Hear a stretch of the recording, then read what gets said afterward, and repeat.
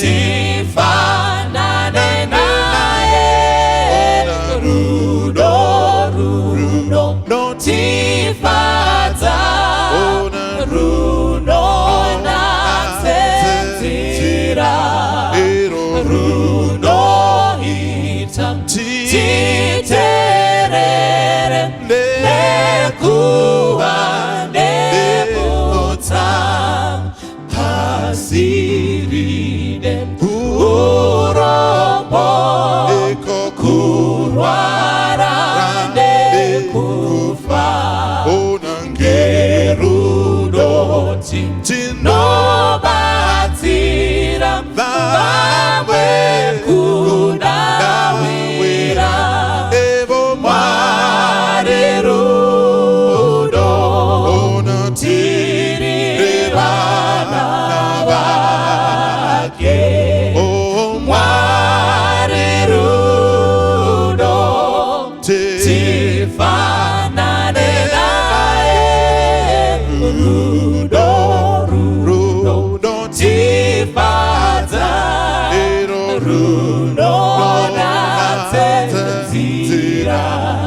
rudo ita titerere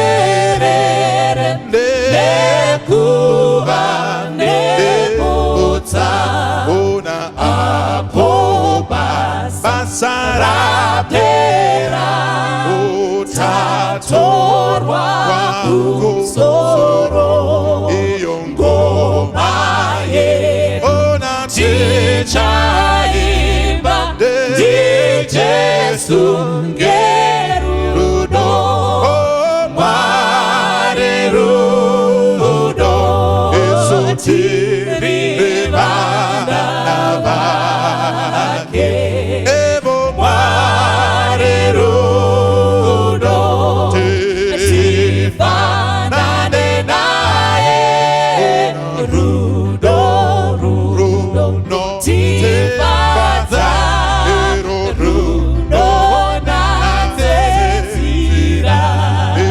rudo ita titerere nekuva nebutsa Mwari rudo tiri vana vake Mwari rudo tifanane naye rudo tifadza rudo natsenzira rudo ita titerere nekuva nebutsa.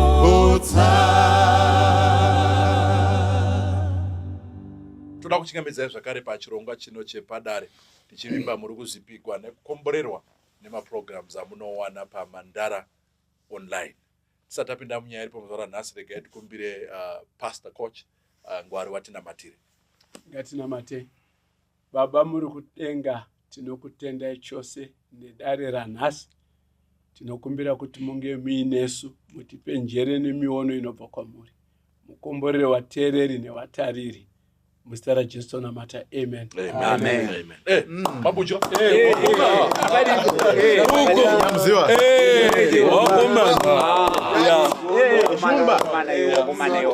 Ono ebikita. Ndini zvangu ndinovarume vekuloma Linda. Wakomana. Zvakaoma. Rigatengere pana coach mukwazise wanoona chirongwa. Makadi wadiwa hama wateereri nevatariri. Wamwe wenyu mese munoziva mazezuru wamanyika hamusati makambona mubudya. Ini ndini mubudya chaiye samutoko nyamuziwa muzukuru wanoreka. Tinobva peda pa Far East pa Tokyo pamutoko apa. Ndetwa coach Ngwaru ndiri relationship coach, right. Life coach. Ndisu waiwe kuti imi neni tadzivhiya panapa. Tinogona kusangana inbox toenderera mberi kubatsira mhuri kuti irapike ibetsereke. Ndoda kutendai mose nekuteerera kwamunoita. Muzuva ranhasi toda mhoresa hanzvadzi yangu Mimi uko kuPerth kuAustralia. You know yourself, you are my business partner. I want to greet you in a very, very special way. Thank you for taking time yekuteerera PADARE. I know kuAustralia yose ndiwe number 1 fan yePADARE. God bless you. Thank you. Makadeni vateereri, zita rangu roitwa Tsikada Gardner Mueranyati, muzukuru wachipunza. Parusape region 42. Musati mambona zvakadaro. Nyika iyo yakakomborerwa. Kunonaya, nyika yamadhumbe. Nyika yetsenza. Kutaura unge dzinonaka. Zvinonaka zvikuzwe kudai.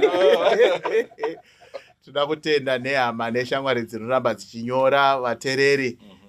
We are so grateful. Anzi Facebook inenge ichibvira zvamunonyora muchitonyora zviya tenge tichitozviverenga tinozviona. So please keep writing. Just share your story and we will be happy to discuss it pano. Ndine hama neshamwari dzandinoda kumhoresa vazhinji. Ana Shumba, ndine vazukuru vangu ana Shumba. They keep on saying sekuru kana maenda on air mutirangarira namakombe kuAmerica uko. May God bless you. Amen. Amen. Amen. Ndakukwasa wateereri. Ndinonzi Charles N. Makombe weumba mbarwe Nyanguru. Tendera vanhu. Chirima nemuromo. Mapadza tikapawarana. Mazuva ano tiri kurova nenyuchi yakuna zvokutamba. Ndedzenyu ere? Ndatikwazise sekuri munoziva togona kugara bhodhi tinyatsoziva nezve. Ndada kumbotaura kuti hamuchechi here kuti sekuru vane nyuchi. Agenda inonzi sekuru vane nyuchi. Totuma madhikoni. Ndinokwazisa humba dzose across the world. Anakasongo. Tisu takapiwa building here inonzi yemapassport inonzi Makombe building. Tisu wacho. Eish. Zvina kusina mapassport ikoko. But building iriko. Tisu kumapassport asi building idini iriko. Saka ndinokukwasa vose wehumba jekerere. Mwara kukomborere wherever you are. Mwara kukomborere. Uri humba yakasimba. Kasongo. Kasongo ndo latest. Toda kukwasai vateereri vechirongwa chePADARE. Ini ndinoitwa Ernest Mpunga, ndobva kuBhikita. kuBhikita ndokune Harurwa, ndonyika iri Bhobho. Kwete zvekunyoro izvi zvekungonyepera. Harurwa. Ndiri Mwera Moyo, ndiri Gono Chirandu, Mushaya Chirashwa vasina pakaminama. Zitete guru rangu rinonzi Mafrechinya. Yes, ndoda kuti mutoziva izvozvo. Kana muchitoda munoti Mafrechinya. Yeah, Mafrechinya. Nhasi ndoda kumbokwazisawo vana vamai vangu. Maziva kuti muri coach. Okay, maita isekuru. Ndiri coach zvandati remindwa nasekuru. Nhasi ndoda kumbomhorosa vana vamai vangu. Ndine hanzvadzi yangu vari vanonzi Miriro Mpunga vanogara kuBhikita, ndoda kuvakwazisa. Ndoda kukwazisa zvakare imwe hanzvadzi yangu inonzi Miriam Mpunga ari kuCanada. Hanzvadzi yangu inonzi Rosie anogara kuUK. Pamwe chete nemunin'ina wangu last born mubamamai vangu anonzi Onias Mupunga. Ndo vanhu ivo vataidhonzerana machira ndikambovabikira sadza nederere rakaita mboza. Ndaivabikira. Taishare tiri vadikira. Derek. Ko kutyei. Ndo makuru atakaita, ndo zvatitori. Saka ndoda kuvakwazisa vese nemhuri dzavo kuti Mwari vakuitirei zvakanaka. Vanhu avanosapota chirongwa chePADARE. Saka Mwari vakuitirei zvakanaka, Mwari vakukomborerei. Tinotenda. Amen.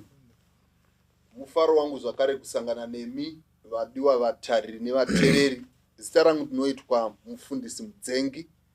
Ndiri mufundisi wesangano reSeventh Day Adventist. Ndinobva kuShurugwi, ndiri Mwira Shumba. Tisu vanhu vatogwa, tisu zvikara zvesango, tisu vana Murambwe, tisu vana Chivi. Mwari akukomborerei pachange tiri tose pachirongwa chenyu. Amen. Vana Chivi chemubhaibheri. English ndo anasina.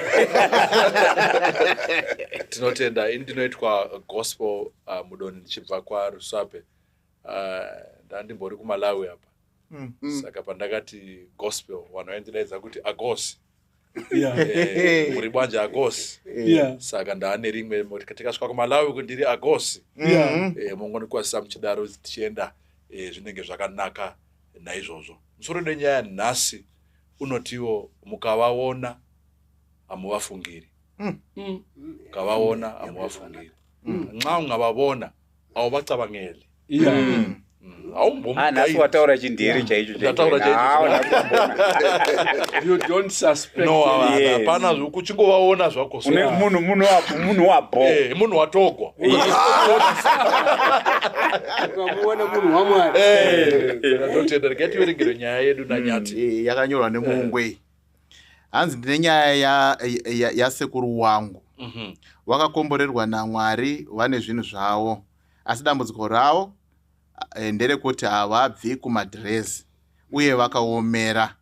Havagari negirlfriend one. Problem havadi kuroora. Vari kungoda kurarama sejaha apa munhu akutovarira kuma 60 years. Vanoti vana vangu vasikana inonsense.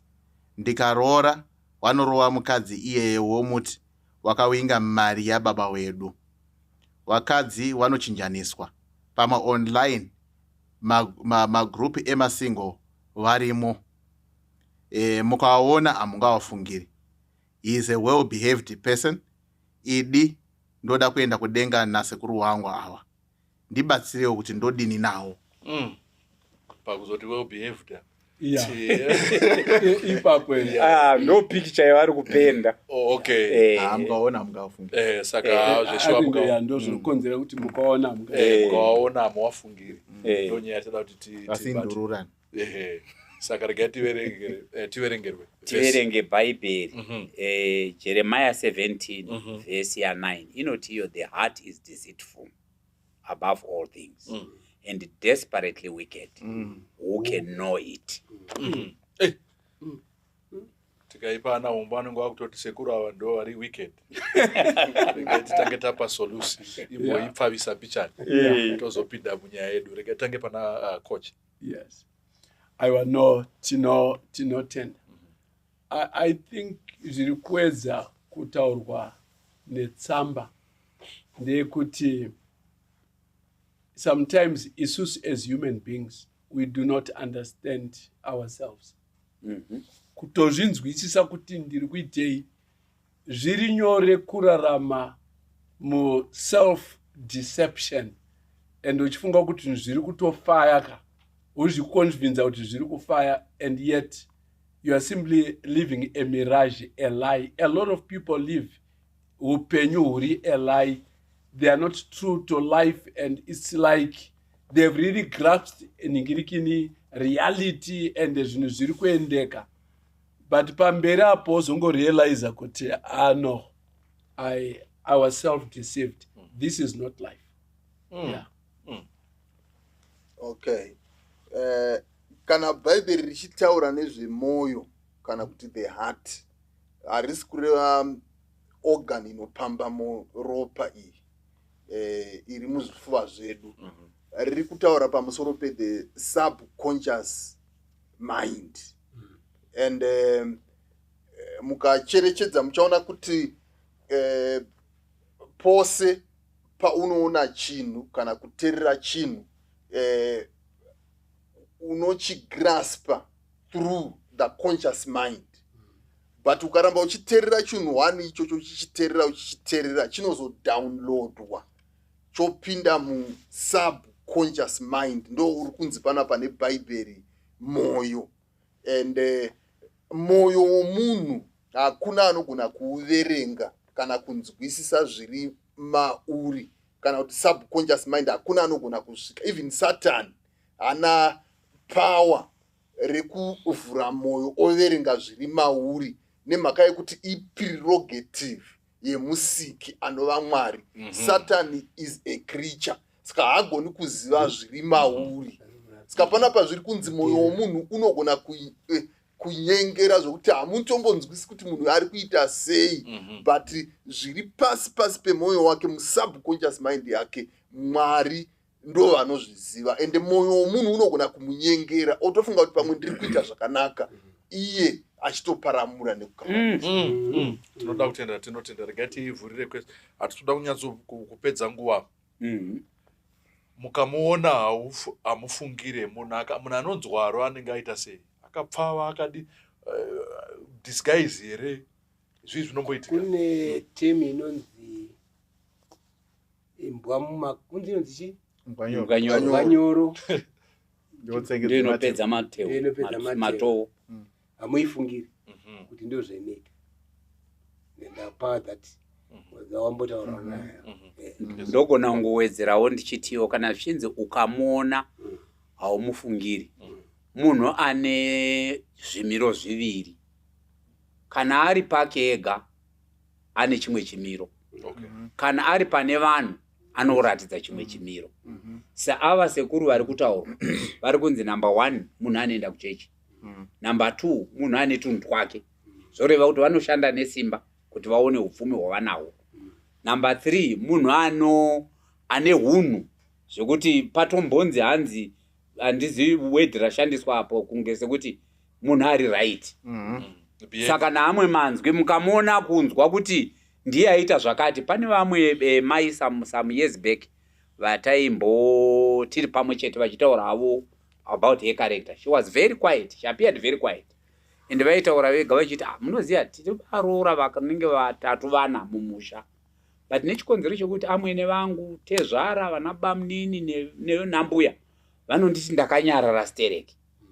Kana pakabuda shoko rekuti varoora vati vanotora ava 4 zvonzi hazvingatobva kuna mainhingi namainhingi.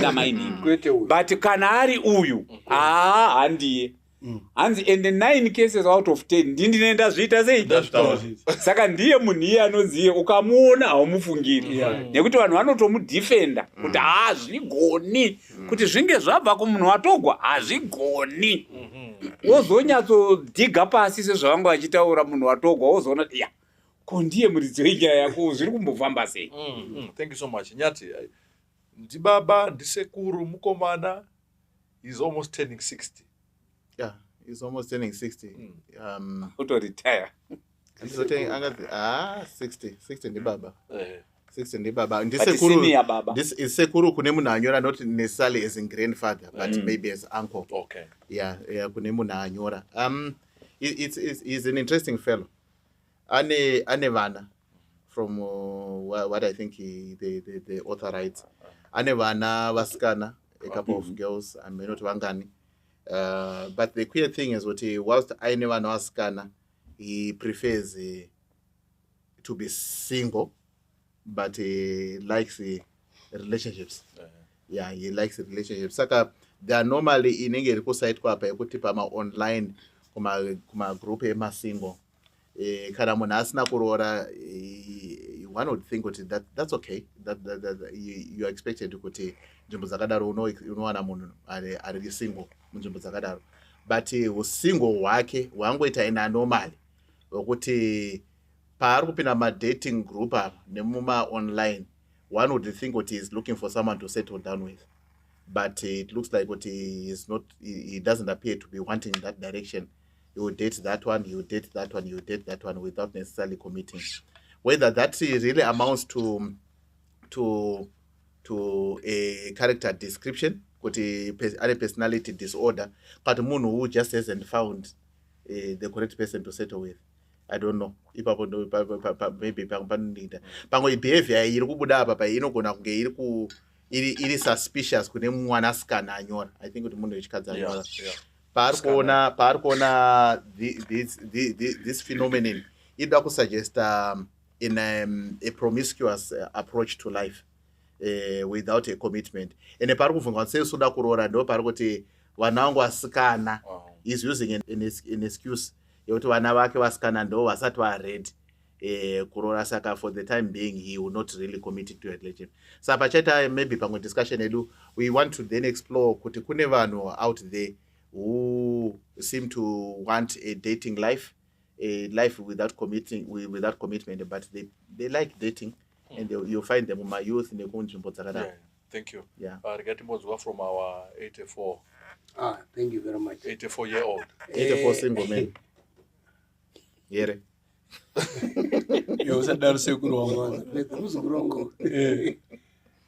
Munhu wamuri kutaridza panapa, I'm turning 84 years in July.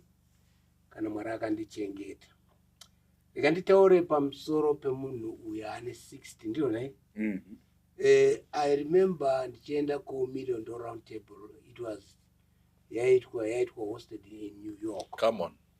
Then Sorry, it's what? It's $1 million round table in America. Yeah, takandorara kumba kumwe muchinda. When I found naye aizwana nemuchinda yaiva kubudwe. Ari mu East River chaiva akatasana neUnited Nations ndoko aishanda. This man betakasvika he was 75. 75 years. Yes, but he never married in his life, and he had no children. 75. Yeah, he's also he's now late. Let me tell you, chaenge chiri upenyu hwake hwese mabhuku. Alright. Kuti kana uchifamba mumba make unenge uchipesana nemabhuku, but anoziva each book rimumba make. Wow. So zvinogona kungoitika kuti one ndoda kupa example. Zvinogona kungoitika kuti kune vamwe vanhu kwete vanhu vatema chete nevarungu vasingatombodi zvekuroora izvi. Munzwanaka. But uyu manje uyu anga asiri promiscuous. Because look, he was a member, top guys by United Nations. Look, Aishanda.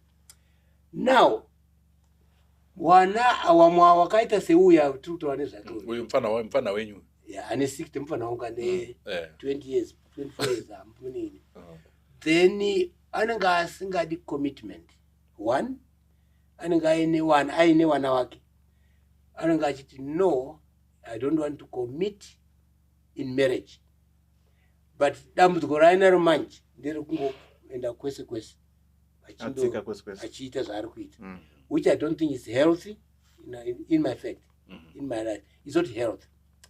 Then ari kufunga kuti izvo ane tunhu twake, ndando zvaataura, ane tunhu twake, akaroora manje tunhu itoto hachisi twake manje ega ane mumwe wainaye, which means kuwana uku nditenderei ndimotaura ndakaexperience one of my good friend, a businessman.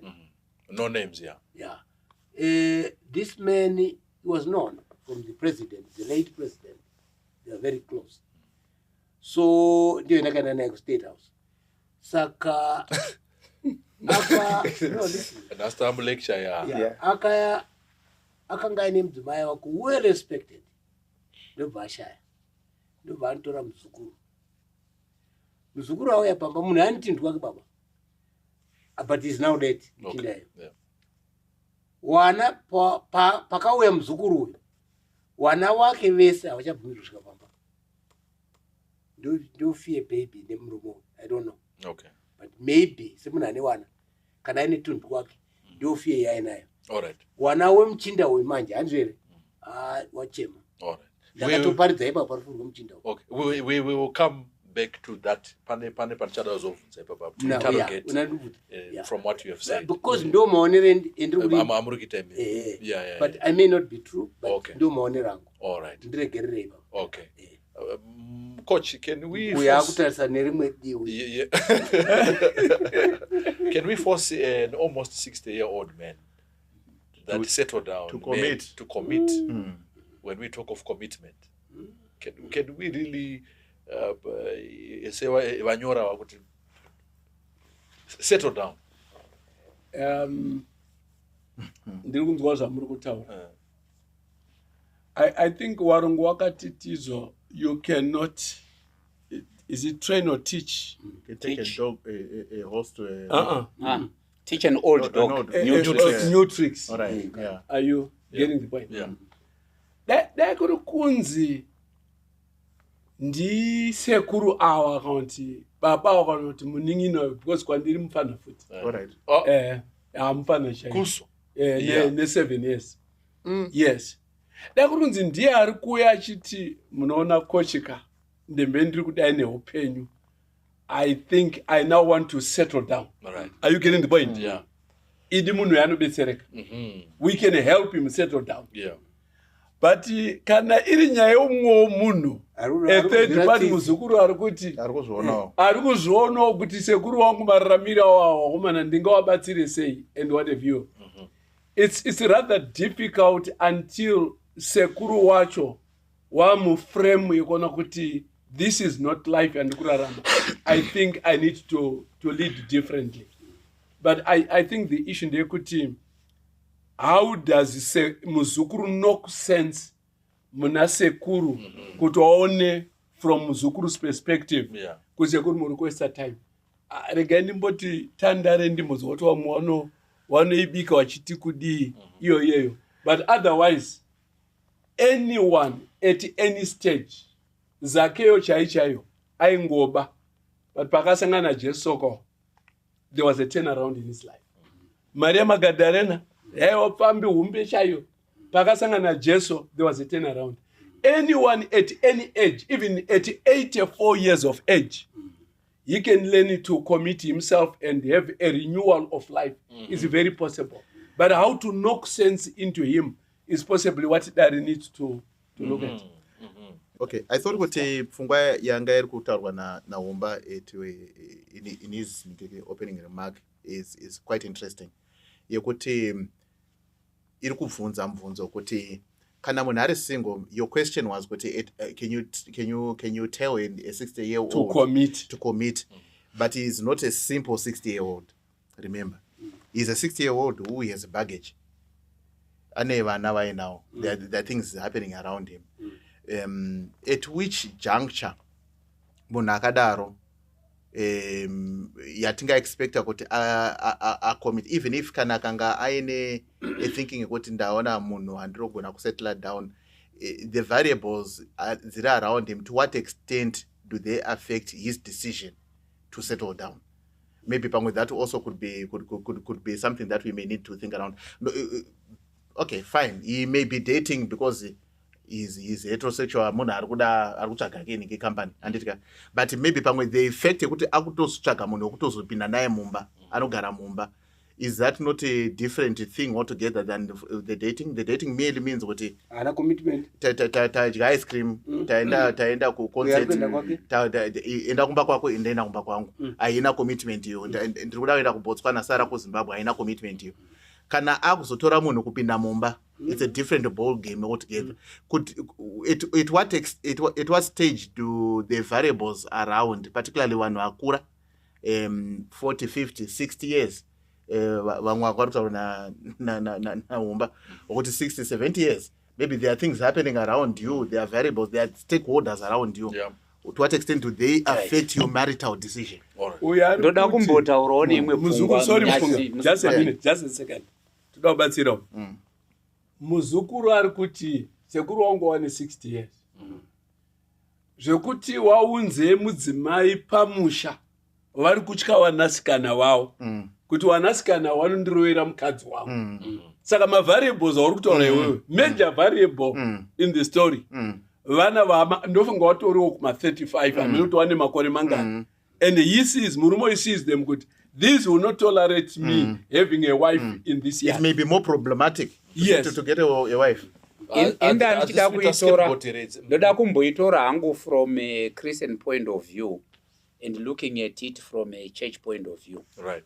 Ndichiti inini I'm not subscribing to fact yekuti vari kungoita havo dating. I don't know kuti munozvitichi muchizvona. A 60-year-old ari kungoenda kuti endai tindodya ice cream, apedza uyo oenda kumba kwake, iyo oenda kumba kwake pasina zvinoitika. I don't believe that. Ari kuundura munhu. Exactly. Maita yenyu samaita. So that on its own is living, in my view, is living in sin. And ukaona munhu achinzi nenge haabvi mumadrezi, safunga kuti anoenda mauki achindoona madrezi achifamba achiendako. Handizvo zvaari kuita. Ari kuti uyu orara naye, uyu orara naye, uyu orara naye. Ari kurara nemadrezi. Exactly, nevanhu vari vakapfeka madrezi. so izvozvo ndopandinoda kutangira kuti nditi izvozvo hazvisi right. Number 2, handizivi kuti munyika muno mune here mutemo, hamuna here mutemo wekuti inini ndine tunhu twangu, handitika ndakuroorana nemunhu, ndomeka sure kuti pamutemo toseparata kuti inini ndini uyu, zvinhu zvangu zviri uku.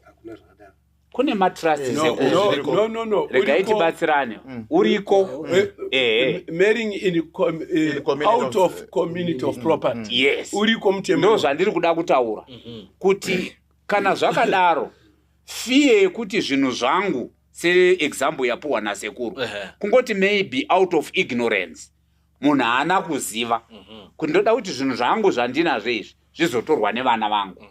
Iye zvinezvi mentality yevazhinji ndeyekungoti whether ndikaroora at 84 sasekuru vangu, handitika ndaroora at 84 ndaroora mwana ane 30 years of age haana chaanacho, kwakutotaura kuti akutotora zvese zvangu kana zvinge zvadai hazvichadaro. Kune mamechanisms anogona kuitwa in place. Number 3, point yekuti iyo ndiri kutya vana, inini ndoda kuiramba, ndoda kuiramba nechikonzero chekuti kana uri mubereki uine vana, uine hunhu huri kutozikanwa nevana, ndofunga kuti vana kuti vazodaro vari kuziva zvikonzero zvekuti havangorambi kuti hatoda kungoti baba vedu vangotenderera nenyika vachiita zvavari kuita izvi. I don't think he has taken time to sit down with his elderly girls and say, vana vangu, look, whether mudzimai akashayika kana kuti vakarambana, whatever happened, ndakuda kuti ndisettle, ndakuda kudai. I think zvinobatika. But the problem yataurwa yekuita kuti advice yedu inge ingori wish wash ndeyekuti muridzi weproblem ari right neproblem yake haasi kutomboziva kuti ane problem, ari kungotorarama zvake achitoti ndo mararamiro anoita kana munhu aine tunhu twake, aine vana vake vasikana, aine tumari twake, anongoti nhasi aenda uko, aenda kuDubai nemumwe, oenda kuNew York nemumwe, kwaari anotoona zviri kutomufambira. But ini pane correction yangu ndepekuti manje kana ari mukristu zvekunzi ari kuda kuti ndiende nasekuru wangu kudenga, izvozvo hazviendi semunhu kudenga. Doko. Okay, ini chandingangotaura ndechekuti kuva single kana kuti kusawana, it's not something which is negative, because Mwari paakasika munhu haana kusika munhu ari married, but akasika munhu atori ega ari single. And chimwe chinobuda mubhaibheri ndechekuti kana ini ndisingagoni kuappreciate image yaMwari iri mandiri, handizogoni kuiappreciate mune umwe munhu. Saka munhu challenge yake ndeyekuti iye haappreciate image yaMwari iri maari. That's why asingakwanisi kurespecta vamwe vanhu avo vanoramba achipfimba, anovapa mahigh hopes pamwe kuti pamwe ndichawanikwa, but iye chaari kuda kungodi kutamba navo. Kana ndichiti singleness iri positive, ndiri kuti Jesu pachake wanga asina kuwana. Mukatarira vana Johani Mubhabhatidzi vaiva single, mukatarira vana Pauro vatinoverenga mubhaibheri they were single, and anotopa advice yekuti kana usati wawana kana kuwanikwa, advice yandinopa kwauri ndeyekuti ita seni kuna 1 Corinthians chapter 7. But anozoenda mberi oti asi nokuda kwoupombwe, kana uchitsva, if you are burning, Mary. Saka chandiri kuona pana baba ndechekuti vari kutsva, that's why vari kuita propose. Vana Jesu hatina kumbonzwa paakapfimba isu, wanga ane chipo ichocho chesingleness. Saka ava sezvo vachipfimba vachitorara nevasikana vakawanda, we can't say kuti ane chipo checelibacy chekusawana. Hana chipo ichocho. kureva kuti anofanira kuti awane, but I can't risk kuti anowana munhu uyu iye ane tsika yake yekuti uyu unotora achisiya, onotora umwe uyu achisiya. He does not need a partner because he is a patient. Anofanira kutanga adetserwa kubva pasituation yaari maari, then he can then go ahead and marry. Wow. Thank you. Muda kungo. Yeah, kungoti pinde mbichana. He is a patient. Maybe can go gama pekupesa pekuti he is a patient and what have you. And kwatira ngolongare a client and what have you. Eyo A client is a client. all I know ndizo zwe. Kwedu ku coaching ko one of my clients. Atu my patients. Vana doctor ndo anoti ma patients kuma clients avo. Yes. I think Munotoka, thanks a lot. I think in life, tine vamwe vanhu vane self-glorify, vari obsessed ne self-importance. Some of these people vane ma-traits ekuva narcissist. Zvekuti they want to project self-importance and whatever.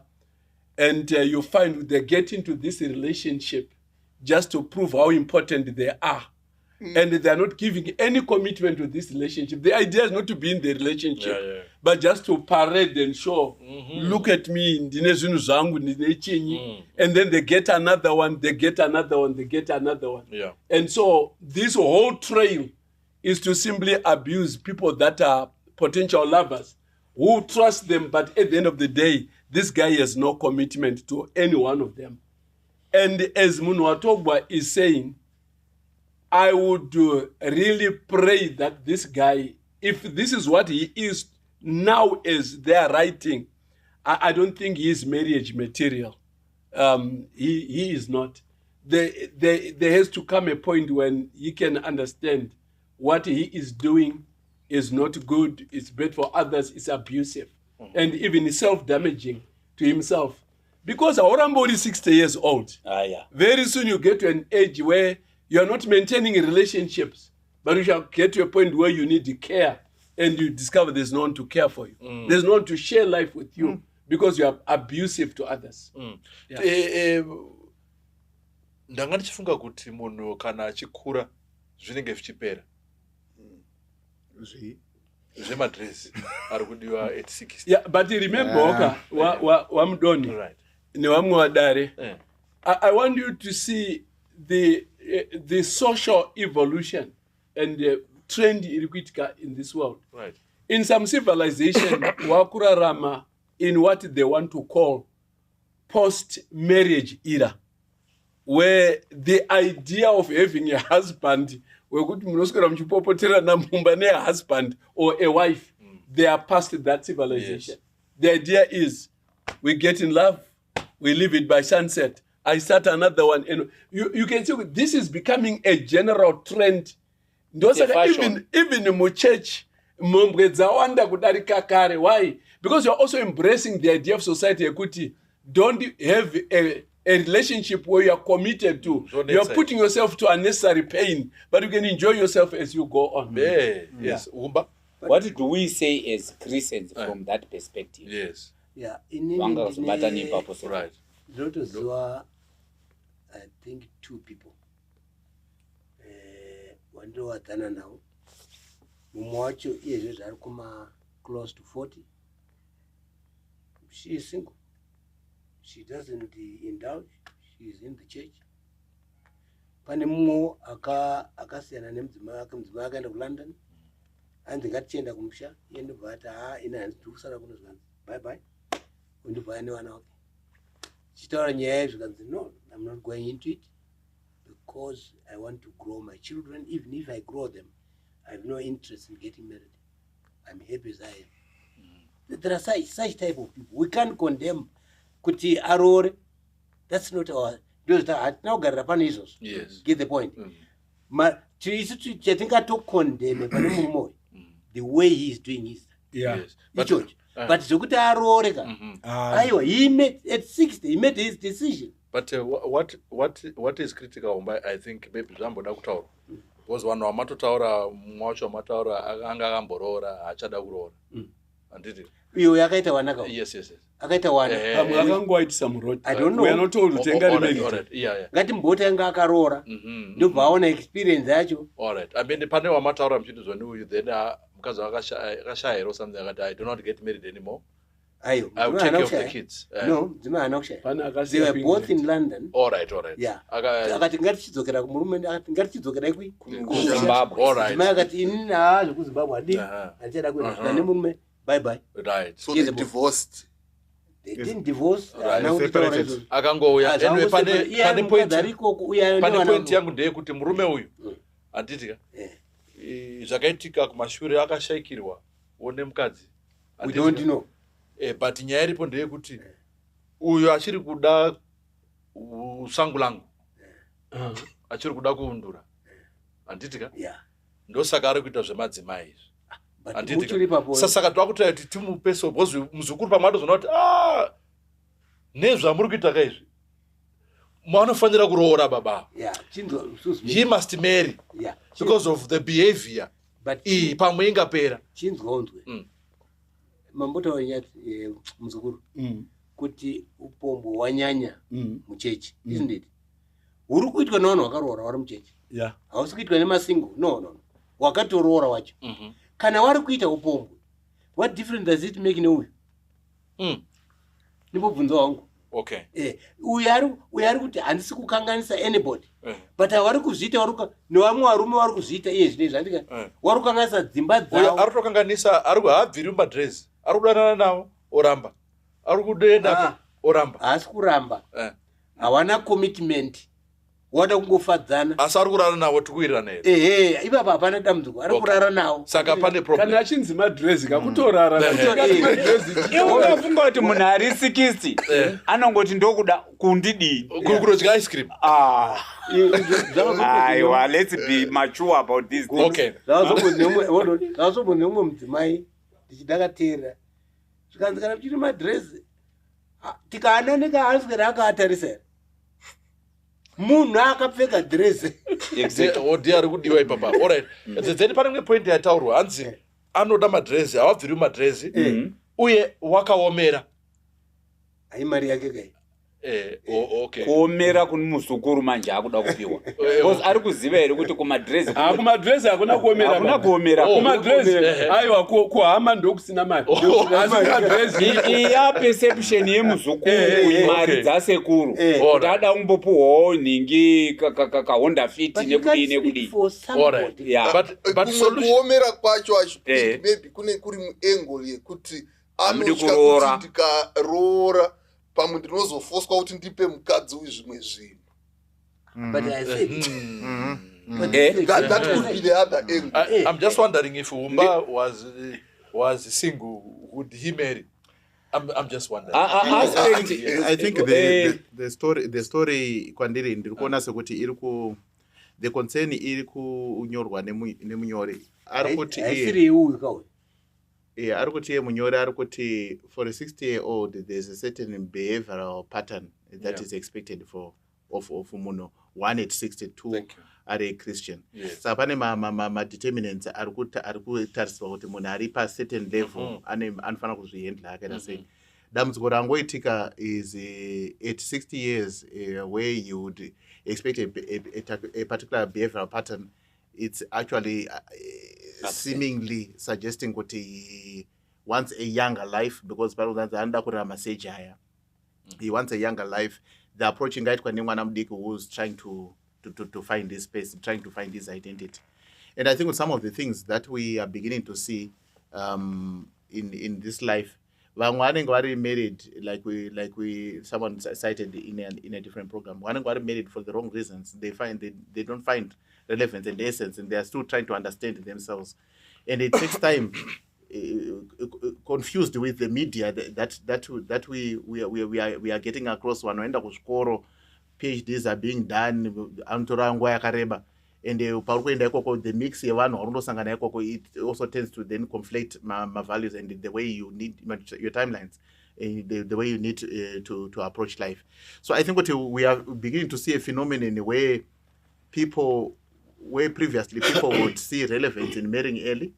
Vanhu vakutanga vaita career, vamwe vaenda kuzvikoro, and sometimes in the process of making my commitments, I've listened to certain people, sorry to say, in particular professions, sometimes even lawyers, who say, I will marry, but handidi kuti ndive in a heavily committing relationship. I'd rather have it iri single. Saka societal shift from the norms dzekudhara dzaitarisira kuti munhu kana wafunga kuti uda kuita mudzimai uri kuita mudzimai because the ultimate idea is kundorora.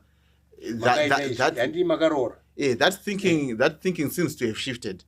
Vanhu vanenge vakuti for kana iri a sexual activity, you could still in theory have it without necessarily then committing to marriage. And munhu anogona kutoti I'm okay living in nzira yakadaro. Saka munhu ari kunyora apa ndofunga ari kuona that phenomenon ari kutambudzika kuti I thought kuti the ideology yekudhara iyoyo that carried those high values, those norms dzekudhara. For a 60-year-old, you would think they've stuck very well mukati mepfungwa yemunhu iyeye, but it looks like kuti ari kubehave sekunge ari kuma 30, 25 where munhu anongoita behavior but nhasi anawina mangwana anawina. Then the other side, and then Dangotaura, maybe to our viewers, is also to then, I don't know whether you picked it up. Kote argotie msekuru wangu wabve muma online. Wabve muma platforms are ema singles. Varutovhima iko. At 60. Yeah, I don't know kote. I'm not sure how she found that information. How credible this information is. Muzukuru. Zvimwe vanotaurirana. It's not complicated. Just as a note, as a passing note, whilst it's a way of getting information and then ideas, but in this cyber world, it's not permissible to actually stalk someone to the extent that you actually know my platforms that they operate under. Because privacy, when it data privacy also protects that. I'm not condoning the behavior, and I'm not condoning what but maybe just as a disclaimer. Thank you. Chatisina kuzivawo zvakare chimbondikawo mukana just a little bit. Chatisina kuziva ndi zvakare status yemuzukuru.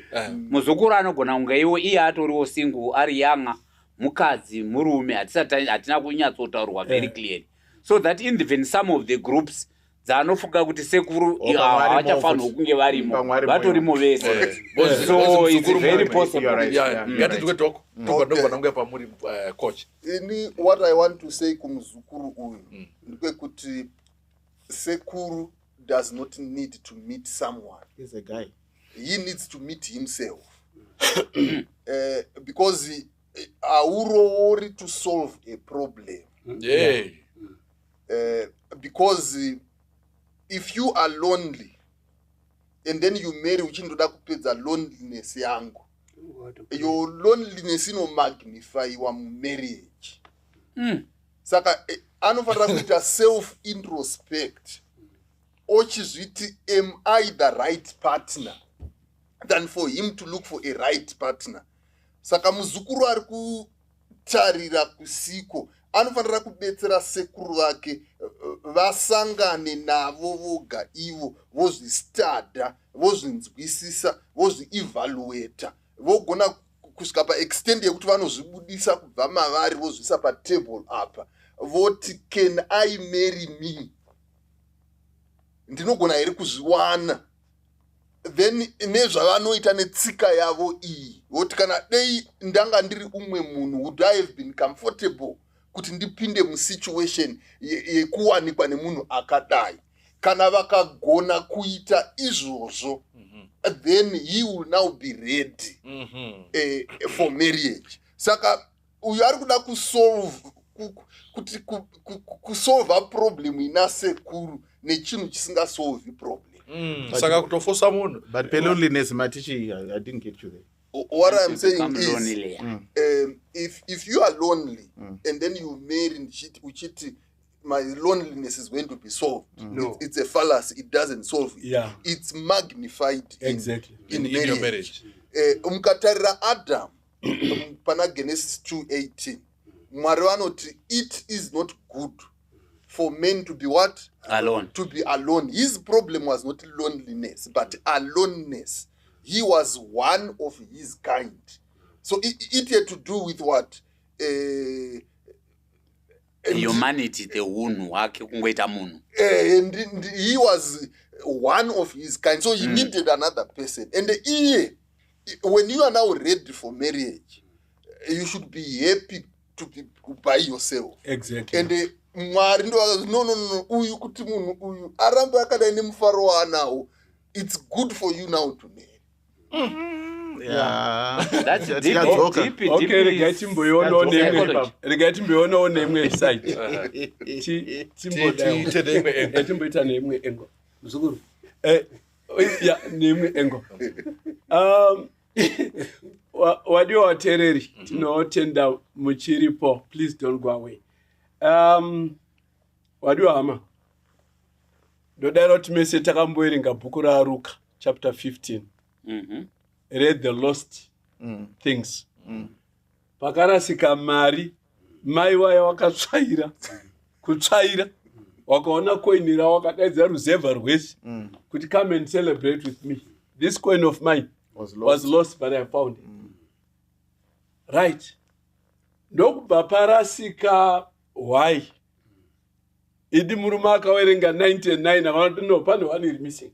Rega ndoitsvaga. Akapiripitika nemasango kundoitsvaga. Kubva aiwana akati, come and rejoice with who? With me. Here's my point. Pane chimwe chakarasika, pakarasika jaya mupfumi, prodigal son. Hapana munhu akambomutsvaga. Haana kutombotsvaga. Wabereki wacho wakati, achadzoka kana achidzoka, kana asingadzoki. What point are we getting from here? I don't know what Jesus had in mind by giving us this parable, 3 parables. But here is what I can deduce. Yeah. In the Agustora sociological. Are you getting the point? In psychological. Wadare. Ati pane pamwe patofanga kuadmita sewadare kuti dzimwe nyaya hatina solution.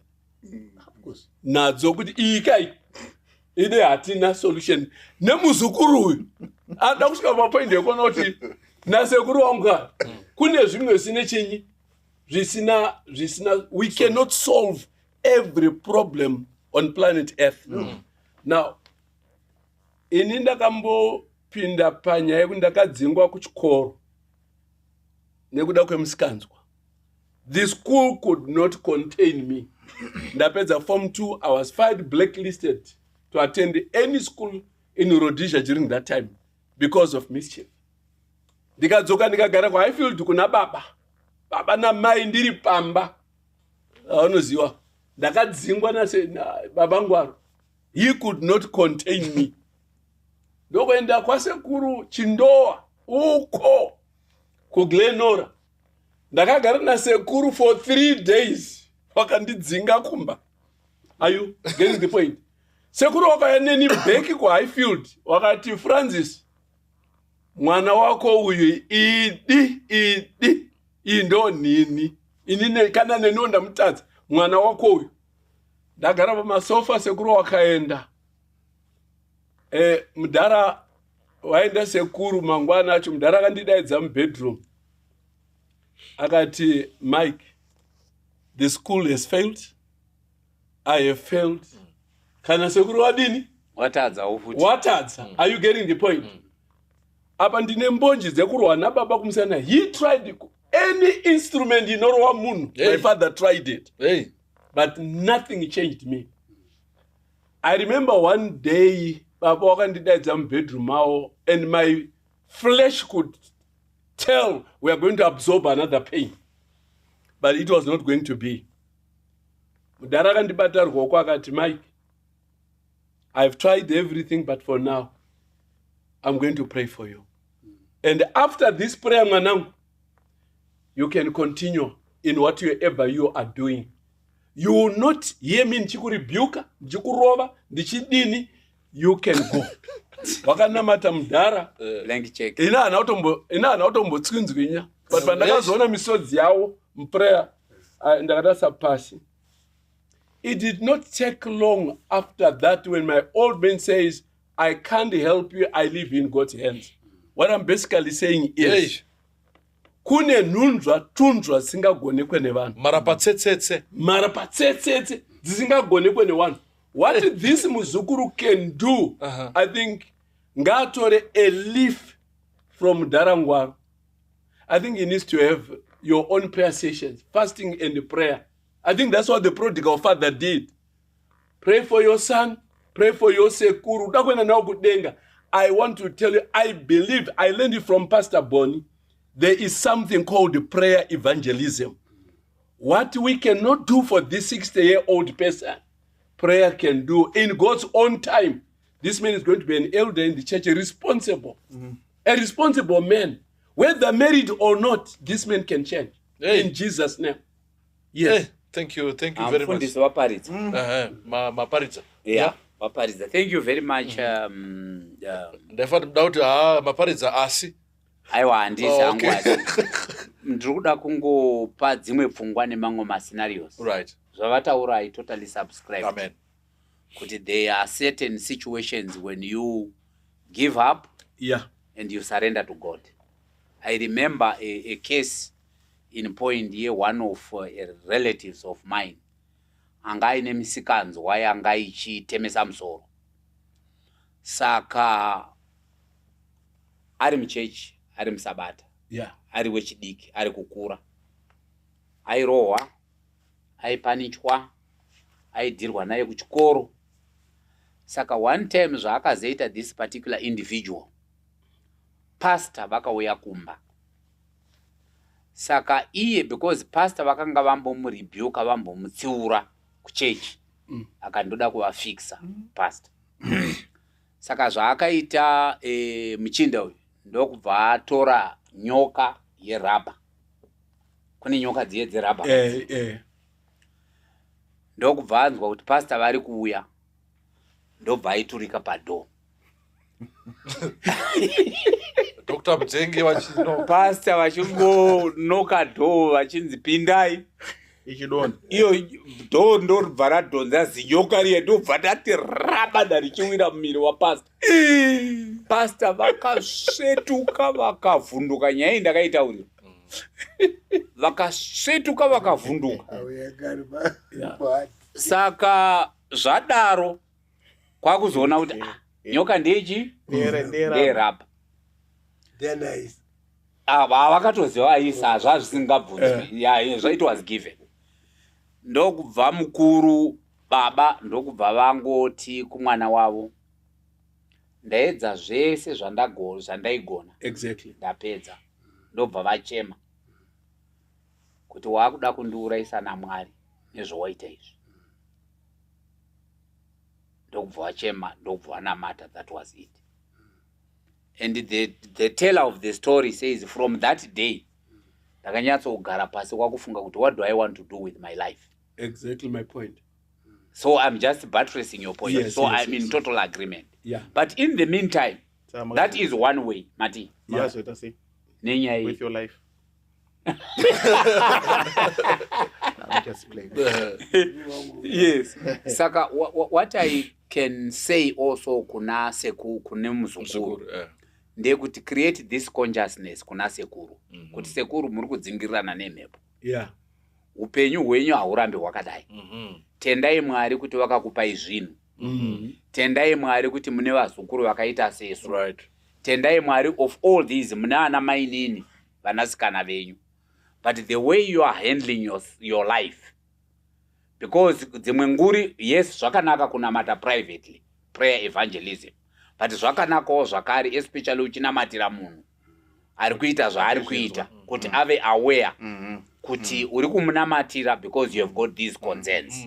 Is also another step that muzukuru can take. Thank you. You have given solutions to that idea. Let us go to the doc. What other solutions can we give kune muzukuru kana pida kupa even kuna baba wacho? kuna sekuru, kuna the mkoma. 60-year-old boy. Yeah. As I talk to muzukuru kana inayo sekuru vacho kana varipo vachiteerera mukatarira nyaya ye-prodigal son paakabva pamba achiinda kwaakainda, the more he did what he liked, the less he liked what he did. Kubva azosvika papoint yaakati actually iBhayibheri rinoti when he came back to his senses. Kureva kuti paita zvose zvaimunakidza, he was not in his senses. And I believe kuti that is what is happening nasekuru ava.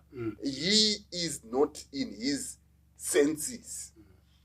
Saka that's why we need to inculcate idea ikuva namatira nekuti iwe havatozivi, so that maybe one day he will come back to his what? His senses. To his senses and then introspect. Chimwe image yaMwari imwe inonzi we created in the image of God ndeyekuti tine chipo che self awareness. We can study ourselves. Toona ma weakness edu, toona ma strength edu. Right. Toti what can I do to improve? And change can happen with the help of God. And a miracle can happen. Amen. Saka solution haisi yekuvatsvakira mukadzi. Because problem kutozvitsvagira vega yekuti avawane. Hawantori newakawanda That is not a solution. Because if he marries, pachanoita problem. Nekuti if you are broken, you will also break. Thank you so much. Gatende Manaumba.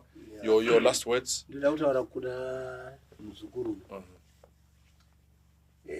Inini pache zvangu ndainwa doro ndisiri musavada kwedu kwetaipinda kweta hakunopumirwa fodya, hakunopumirwa everything, madzimai munopumirwa wongonotambirawo saka ramende rakaenda akomba. But what happened to me, taenda kufederal nemuchinda wadaindinaye takanwa ndikaenda ndiri mubhuti Makaiswa mbuti. yeah. But motengeza right. ayo Makaiswa mbuti sei. I don't know. Chendakarealize pendakabutswa pamba ndaibva mubhuti kunzoni ndapinda sei I don't know. No, nditaura serious. Hamuna kuzombobvunza here afterwards. Ayo zvimwe zvinhu unozvibvunza wega kuti ndosvika kupi. That's the point I want to bring. That's true.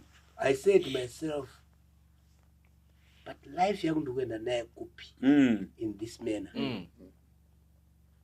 And I decided on a Friday that Mike dora handichano. Ndaisanda kuchecheni dora handichano. Kanza hano baba ndikati I've made a decision, I'm not going to take it. And that was that. Oh, wow. Ndaiputa fodya ndichisenza kumabhazi Salisbury United. Ndakamboita conductor ipo for years. Saka ndobva ndaendere paofu ndo ndakumbira mfana fodya yange yakwira ne half a cent that time. Half a penny. Half a cent.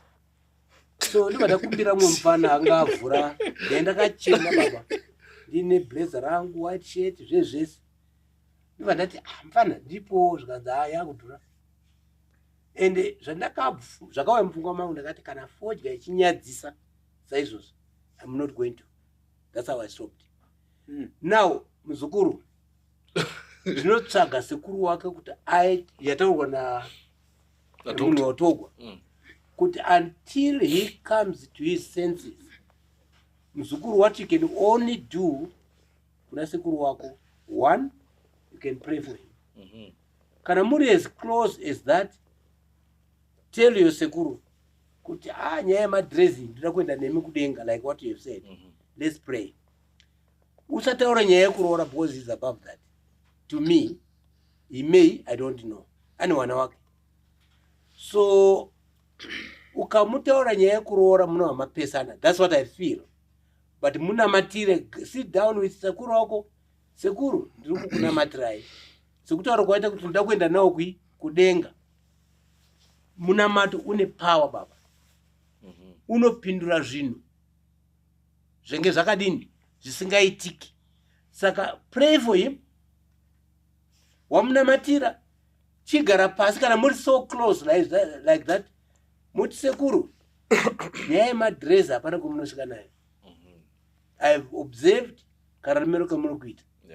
Two mune wana ominawa, what are you teaching them?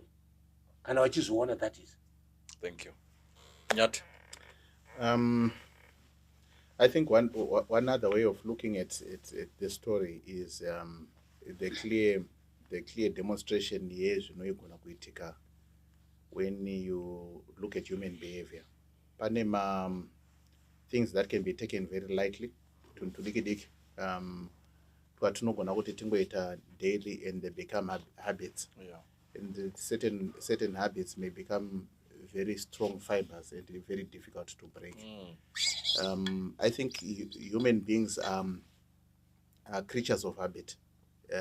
And pakurarama kwedu ukatanga nechinhu chinogona kubata pfungwa yemunhu ende chinogona kuexcita munhu, munogona kushamisika mese kuti ari kubatikana nechi chiri kunakidza ipapa. But it's the way that they look at life. It's the world view yake. It's the way anogona kusazvida, but kana achitozvita ane release of dopamine anoenjoy that space. Saka sin is like that. And zvinhu zvakafana ne-dating zvino-release ma-hormones are exciting. And I think he's better placed to talk about that. Ma-hormones are exciting, and when humanity experiences that continuous, it's like it's sexuality. Sins are aligned to sexuality. They will release a lot of hormones. You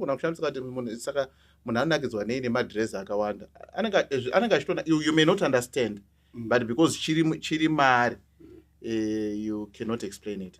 And observing that in friends, observing that in relatives is only the first step. The next step would be, how do I then help the person to observe that there's something that is happening around them that may be actually detrimental kwavari, kuti agone kuzvigamuchira iye kuti there's a problem. Umba pawanga vari kutaura vari kuti iwo pawakamwa doro, he came to a point of realization. Forger, a point of iye the person, he came to a point. Vaitoudzwa nevanhu umba, siya doro, siya forger, anditika.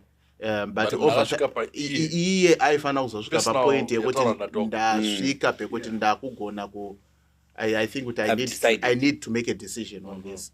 And I think that's the tragedy around it. Then maybe pamwe kuna muzukuru, just to say kuti pamwe pacho pano need a candidate engagement. I didn't quite hear in the story whether they've actually had an opportunity to discuss over these matters.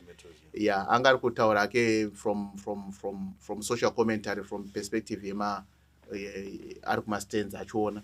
But pamwe pacho kana vari in talking terms to the center kuti anozwa this intricate detail, maybe pamwe she is the voice that he has not heard. They may actually sit down and discuss things over. Then kune vamwe who don't do things in the correct space of time, and I think this letter is also speaking to that.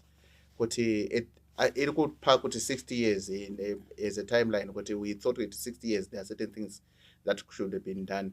I'm just saying to the audience out there, also underestimate the passage of time.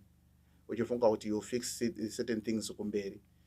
Certain behaviors ukazitanga dziri early and you don't attend to them, they may become very difficult and big animals kumberi. They cannot be easily broken. Even kuenda coaching, counseling, there are certain things that would take forever to break. I've known people who have desired to break the desire to smoke as well. For him it was a flip switch. You know, certain of my relatives waka committed and soda kusmoka, but they keep falling back because chikara chinenge chakakubata. And this man may be a prisoner of habit. Okay. So pano need a lot of external assistance. The beauty of it is he's a Christian, he didn't say Adventist. is a Christian and he's someone who probably is God-fearing. It's From a that starting premise, point. there may be an opportunity of conscience, to appeal to conscience and also to appeal to reason. Okay, thank you. Coach, just to summarize everything we've discussed, and then this is the only issue that we have discussed and agreed that we are going to pray. Yeah. No coach, no what, no atango speak about we are not gonna don't Okay. No, thank you. no totenda again ndoda kutenda Yeah. hama dzangu wadare nekusokosva kwemenge muchita Thank toda you. kutenda even nevari kutora mufananidzo newateereri wese vari kuteerera. Vana vaMwari, regai ndizvirewe, regai nditaure. Munoona kuti hama dzimwe nguva ngatitendei Mwari kuti tiri varombo. Oza kuti urombo hunokupa kudzikama dzimwe nguva neimwe humility nekunama nedekwe kukakutyawo kanouya nekushaya zvinhu zvacho, tunhu twacho. Dzimwe nguva upfumi, mari nekuwa nazvo zvinokupa rimwe simba rekuti hauchagone kunzwa njere dzevamwe vanhu kana kutsiurwa nevamwe vanhu. Kwauri upenyu imari and you think like you have arrived. Ndosaka Bhaibheri ratiro eyo anzi mwoyo munhu wakaipa zvakadaro unonyengera, ndiani angadini? Ndiani angauziva? I want to believe kuti sekuru wapane chimwe chinhano chekubhilivha in his success nemari yavo, zvekuti that's how he defines life. And sometimes no matter what you say, it doesn't quite make sense. Wandofila kuti iwe wacho undofunga waane jealous. And that is how sometimes the cases that comes with the blessings of material things and what have you. Ini ndoda kuti kune muzukuru, I think zvaungaite nasekuru hatingotorei elifure zvataurwa nedare, namatirai sekuru ava kuti wasangane naMwari in a miracle is needed here. Either wachasangana naMwari wari mumuti saZakeo, namatira izvozvo waonekwa wari mumuti, kana kuti namate wasangane naMwari wari kuenda kuDamascus, Pauro agosangana naJesu akatakura misewe neminondo yekuraya vanhu, poita an encounter iri divine. Right. Kana namata wasangane naMwari wari muchimiro chaMaria Magadharena uchida kutemwa nevanhu, o wasangana naMwari as a prodigal son. Pane vamwe vanhu vanototendeutswa ne-divine judgments. I don't want to mince my words. There are some people who have crossed the line of human help, wakutoda kutobatsirwa ne-divine judgment, zvokuti Mwari ega iye in his own way has to encounter these people.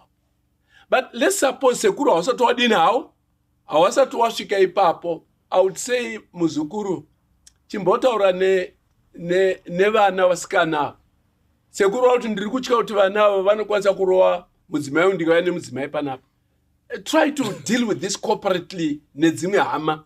Don't make it your own issue uri one. Right. Try to find kuti ndiani anogona kuita nokusense muna wariko vanhu yokautsvaga either kuchurch or anywhere else. I think help can be found not only through you but through other connectors and influencers. Vanhu vakadaro variko. And lastly, I think look for another rich person who fears God to be a friend of a rich person who does not fear to sin. Their friendship, you never know, may lead into another direction. But otherwise, iwewe, you must know gumira ne tangira. You cannot help every situation. But as you yearn and wish for his eternity, keep on your knees. One day, you'll be in the River Jordan together on his baptismal day. It's a reality. Keep that hope burning. This man will be in heaven with you. God bless you. Thank you. Amen. Thank you. Yakanaka. Ndikatikumbire gono atinamatire. Ngatinamatei. Baba vedu tinokutendai nehurukuro yataatinayo yapotsa yatisvitsa papfungwa dzekuti hatina zvatingaita panyaya iyi. Asi imi tinoziva kuti you have got a million ways yekuita resolve and intervene in this case. Amen. Toda kutendai nehurukuro dzataita pavadare, tigokutendai nevateereri vamwe vari muzvimiro zvakadai. Tanzwa kumwe kutaura kwekuti nhasi uno common practice kuti vanhu vanongogara vachiti handidi kunga ndine umwe wandinoti mudzimai kana kuti murume. Yatova a fashion yekugara tiri tega tega, asi zvisingaitwi mukururama, asi zvichiitwa mukutadza. Chitibatsirai Mwari kana tichikwanisa kuzviita, tichizviita mukururama, imikudzwai. Kana tichizozviita kuri mukutadza, taurai nesu in a special way, so that we may realize that living in sin will not save us. Inga Solomon akatopupura wani kuti kudzingirirana nemhepo, all is vanity. Saka chitibatsirai Mwari kuti tione zvinotikoshera mukati meupenyu hwedu. Tisangoita flat around as if hatina kumbonzwa nezvenyu. Kana mazviita izvi, toso tinofara vateereri vedu, pamwe chete nesu, pamwe chete nevari kutora mifananidzo, pamwe chete nevari kusponsor this program. Vanofara kana vana venyu vari kumhanya vachienda kuna Kristu. Muzita renyu rinogara nekusingaperi tinonamata. Amen. Amen. May God bless you. May God Aiwa, tatendi. Aiwa.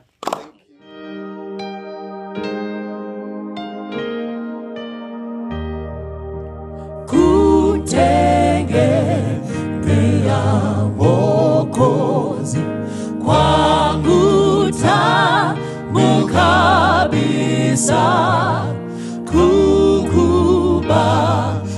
neno lake nina raha moyoni. Yesu